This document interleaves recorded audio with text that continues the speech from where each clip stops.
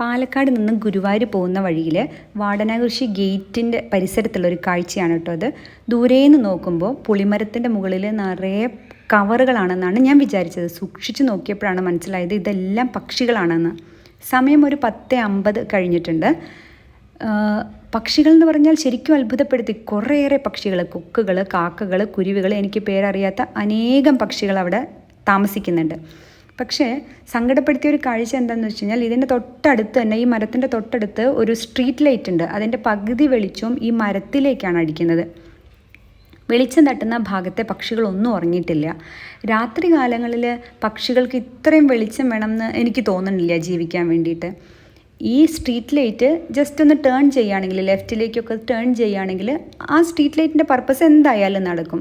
വൈക്കം മുഹമ്മദ് ബഷീർ പറഞ്ഞ പോലെ ഇവരും ഭൂമിയിലെ അവകാശികൾ തന്നെയല്ലേ. അപ്പോൾ എവിടെയാണിത് പറയേണ്ടത്? ചെറിയൊരു ചേഞ്ച് വരുത്തി കഴിഞ്ഞാൽ ഇത്രയേറെ പക്ഷികളെ നമുക്ക് സന്തോഷത്തോടെ സമാധാനത്തോടെ ജീവിക്കാൻ നമുക്ക് സഹായിക്കാൻ പറ്റും.